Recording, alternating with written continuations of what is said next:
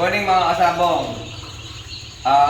Friday ngayon. Ito may napipisa na naman. Ito mga kasabong, pag may napipisa kami, regular kong ginagawa ito. Ito yung sa day 20 nila. Ayan, kagaya nito. Lapit mo ako dyan. Ito, most of the time, tinutulungan ko. Kasi sa dami ng nagawa ko na ganito, alam nyo, every time na i-open ko ito, ang dami nating may save na mga sisiw. Kasi yung iba, ano po sila naiipit sila dito sa sobrang din. Sobrang sikip din minsan ng mga itong lagayan na ito. Tapos yung iba naman, kaya nito, tayo mo, jet, lapit mo. Napisa siya, pero ayan dry na siya dito. Hindi siya kasi dumikit ng konti yung dumikit ng konti yung ng itlog, yung balat.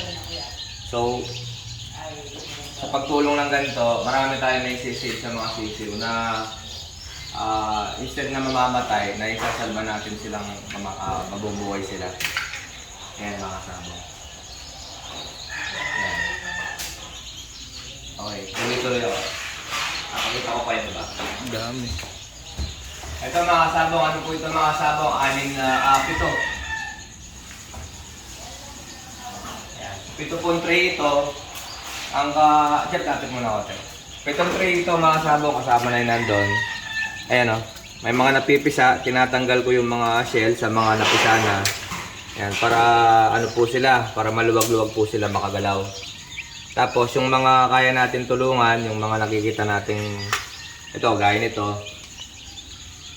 tinutulungan ko na sila ng ganyan. Pagka po day, na sila, day 20, at napipisa ng ganyan, pwede na po, hindi na po ito dudugo. Pero, ayan, may mga times po talaga na nagdidikit-dikit po itong na ito, balat na ito. Kaya tinutulungan ko sila para marami po yung mabawasan natin po yung mga casualty na namamatay.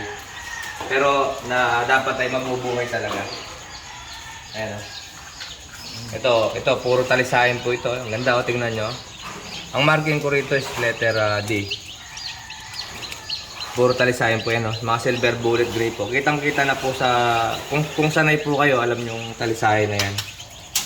Ayan. So, dini po, pagka po binaba dito, talagang iwahiwalay na po sila sa iwahiwalay na po sila sa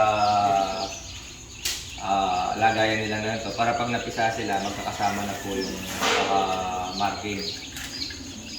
Marami po ito mga kasabong. Nasa paapat na ako na tray.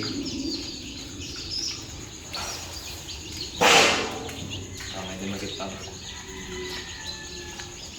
Ayan. Ito mga kasabong,